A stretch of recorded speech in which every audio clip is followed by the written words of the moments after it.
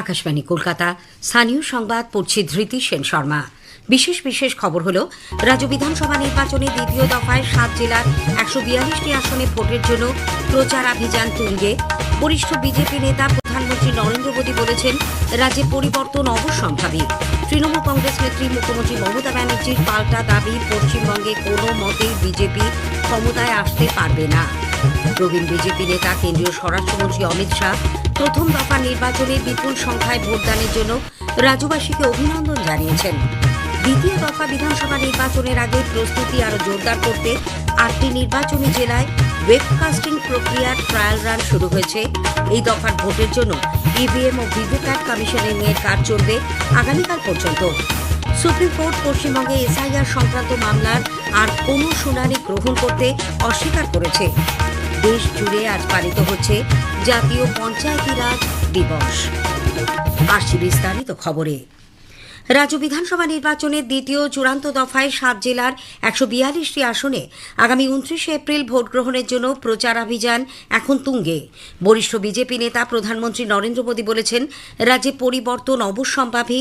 দক্ষিণ 24 পরগনার বারুইপুরে আজ এক জনসভায় শ্রী মোদী বলেন, কয়েকটি জেলায় তৃণমূল কংগ্রেস একটি আসনও পাবে না।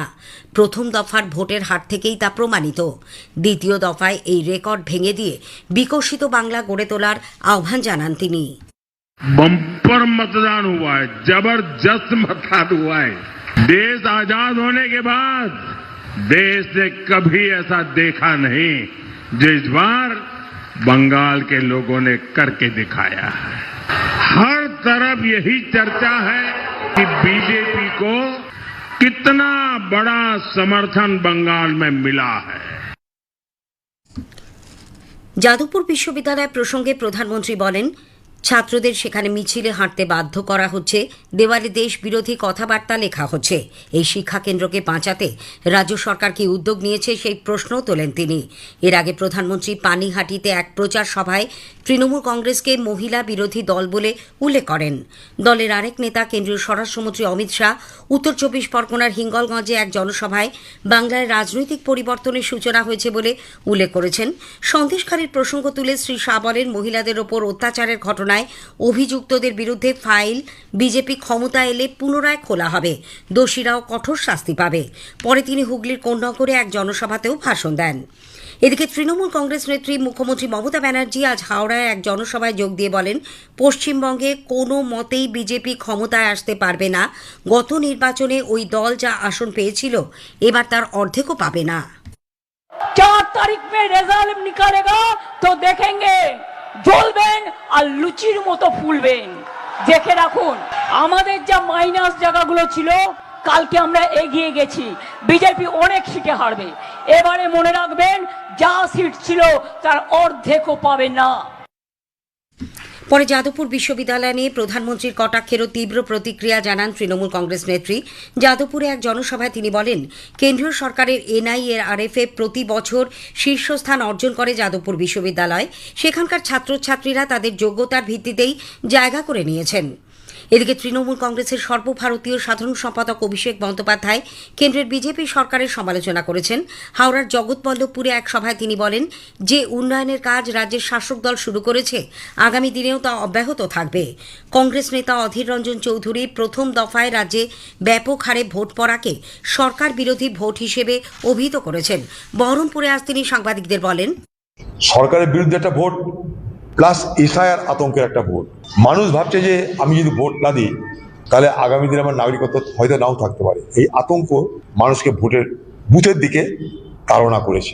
আমার ভোটটা দিয়ে আমি অন রেকর্ড নিজেকে নাগরিক হিসাবে প্রতিষ্ঠিত করি। বামফ্রন্ট, ISF সহ অন্য দলের পক্ষ থেকেও মিটিং মিছিল জনসভা চলেছে। বরিষ্ঠ বিজেপি নেতা কেন্দ্রীয় স্বরাষ্ট্রমন্ত্রী অমিত শাহ গতকাল প্রথম দফা নির্বাচনে বিপুল সংখ্যায় ভোটদানের জন্য রাজ্যবাসীকে অভিনন্দন জানিয়েছেন। কলকাতায় আজ এক সাংবাদিক বৈঠকে তিনি বলেন, মানুষ পরিবর্তন এবং ভয় থেকে বেরিয়ে ভরসার জন্য ভোট দিয়েছে। মানুষ যেভাবে স্বতঃস্ফূর্তভাবে ভোট দিয়েছে তাতে বাংলা যে পরিবর্তনের পথে এগোচ্ছে তা প্রমাণিত। শ্রী শাহ আরও বলেন, দীর্ঘ সময় পর বাংলায় কোনো প্রাণহানি ছাড়াই ভোট হয়েছে, যা এক প্রকার চমৎকার। बंगाल के बहुत लंबे अरसे के बाद एक भी मृत्यु नहीं हुई है। इस प्रकार का ये चुनाव हुआ है जो अपने आप में एक अजूबा है। तो मैं चुनाव आयोग और चुनाव आयोग के तत्वाधान में सभी सुरक्षाकर्मी और सभी तंत्र को हृदयपूर्वक अभिनंदन देना चाहता हूँ। রাজ্যের দ্বিতীয় দফার বিধানসভা নির্বাচনের আগে প্রস্তুতি আরও জোরদার করতে 8টি নির্বাচনী জেলায় ওয়েবকাস্টিং প্রক্রিয়ার ট্রায়াল রান শুরু হয়েছে। নির্বাচন কমিশন সূত্রে জানা গেছে 3টি শিফটে টানা 24 ঘণ্টা চলবে এই মহড়া। ভোটের 5 দিন আগে অর্থাৎ P-5 ডে থেকেই এই ট্রায়াল শুরু করে দিল কমিশন। এদিকে দ্বিতীয় দফায় 142টি আসনে ভোটের জন্য আগামীকাল পর্যন্ত ইভিএম ও ভিভিপ্যাট কমিশনিংয়ে কাজ চলবে বলে নির্বাচন কমিশন জানিয়েছে।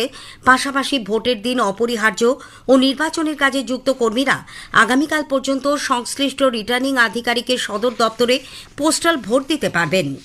প্রধানমন্ত্রী নরেন্দ্র মোদী রবিবার 26 এপ্রিল আকাশবাণীতে মন কি বাত অনুষ্ঠানে দেশ বিদেশের মানুষের সঙ্গে তার চিন্তাভাবনা ভাগ করে নেবেন। এটি হবে মাসিক এই বেতার অনুষ্ঠানের 133তম পর্ব। স্থানীয় সংবাদ শুনছেন আকাশবাণী কলকাতা কেন্দ্র থেকে। সুপ্রিম কোর্ট আজ পশ্চিমবঙ্গের এসআইআর সংক্রান্ত মামলার আর কোনো শুনানি গ্রহণ করতে অস্বীকার করেছে। প্রধান বিচারপতি সূর্যকান্ত এবং 2 বিচারপতি জয়মাল্য বাগচি ও বিপুল এম পাঞ্চলির বেঞ্চ এসআইআর নিয়ে দায়ের হওয়া রিট পিটিশন খারিজ করে দিয়েছে। এবার থেকে এ সংক্রান্ত কোনো আবেদন জানাতে হলে কলকাতা হাইকোর্টের প্রধান বিচারপতির কাছেই তা করতে হবে। মালদার মোথাবাড়িতে এসআইআর এর কাজ চলাকালীন বিচার বিভাগীয় আধিকারিকদের হেনস্থা ও ঘেরাও করার ঘটনায় জাতীয় তদন্তকারী সংস্থা এনআইএ আজ সুপ্রিম কোর্টে প্রাথমিক রিপোর্ট জমা দিয়েছে। এর ফলে এনআইএ তদন্ত করে চার্জশিট জমা দেওয়ার ক্ষেত্রে আর কোনো বাধা রইল না। দেশ জুড়ে আজ পালিত হচ্ছে জাতীয় পঞ্চায়েতি রাজ দিবস। 1993 সালে কার্যকর হওয়া 73তম সংবিধান সংশোধনী আইনের স্মরণে প্রতি বছর 24 এপ্রিল এই দিনটি উদযাপন করা হয়। একটি প্রতিবেদন। গ্রামীণ স্বশাসন ব্যবস্থাকে আরো শক্তিশালী করা এবং স্থানীয় স্তরে মানুষের অংশগ্রহণ বাড়ানোই জাতীয় পঞ্চায়েতি রাজ দিবসের মূল লক্ষ্য। এই উপলক্ষে দেশের বিভিন্ন প্রান্তে আজ সচেতনতামূলক অনুষ্ঠানের আয়োজন করা হয়েছে। বিশিষ্ট অর্থনীতিবিদ রতন খাসনবিশ আকাশবাণীকে বলেন, দেশের ত্রিস্তরীয় পঞ্চায়েতি ব্যবস্থা স্থানীয় প্রশাসন পরিচালনায় অত্যন্ত কার্যকরী ভূমিকা নিয়েছে, যা দেশবাসীর কাছে গর্বের।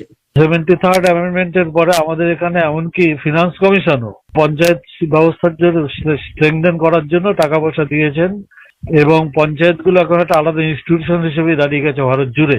এটা একটা অত্যন্ত গর্বের জিনিস ভারতবর্ষের পক্ষে, এবং যত ডিসেন্ট্রালাইজড অ্যাডমিনিস্ট্রেশন হবে সেটা যে এফিসিয়েন্ট হতে পারে পঞ্চায়েত নানা ক্ষেত্রে সেটা প্রমাণও করে রেখেছে। কাজেই এই দিনটা আমাদের মনে রাখা উচিত, শুধু নয় এই দিনটা আমাদের ইংরেজিতে যাকে বলে সেলিব্রেট করা সেটাও উচিত বলে আমি মনে করি। কাশফিন নাহার, আকাশবাণী সংবাদ, কলকাতা। পূর্ব উত্তরপ্রদেশ থেকে দক্ষিণ বাংলাদেশ পর্যন্ত বিস্তৃত একটি অক্ষরেখা বিহার, ঝাড়খণ্ড ও গাঙ্গেয় পশ্চিমবঙ্গের ওপর অবস্থান করছে। এর ফলে বঙ্গোপসাগর থেকে প্রচুর জলীয় বাষ্প প্রবেশ করায় রাজ্য জুড়ে ঝড় বৃষ্টির সম্ভাবনা। তবে এরই সঙ্গে পশ্চিমের জেলাগুলিতে উষ্ণ ও অস্বস্তিকর আবহাওয়া বজায় থাকবে। প্রবীণ অভিনেতা ও কণ্ঠশিল্পী বিপ্লব দাশগুপ্ত প্রয়াত। বেশ কিছুদিন ধরেই তিনি অসুস্থ ছিলেন। আজ ভোরের দিকে তাঁর শারীরিক অবস্থার অবনতি হলে হাসপাতালে নিয়ে যাওয়ার পথে তাঁর মৃত্যু হয়। দেবতার গ্রাস, ফেলুদা, 22শে শ্রাবণ, গুমনামির মতো ছবিগুলিতে তাঁর অভিনয় প্রশংসিত হয়। আজই সন্ধ্যায় তাঁর শেষকৃত্য সম্পন্ন হয়েছে। শেষ করার আগে স্থানীয় সংবাদের বিশেষ কিছু অংশ আরও একবার। রাজ্য বিধানসভা নির্বাচনে দ্বিতীয় দফায় 7 জেলার 142টি আসনে ভোটের জন্য প্রচারাভিযান তুঙ্গে। বরিষ্ঠ বিজেপি নেতা প্রধানমন্ত্রী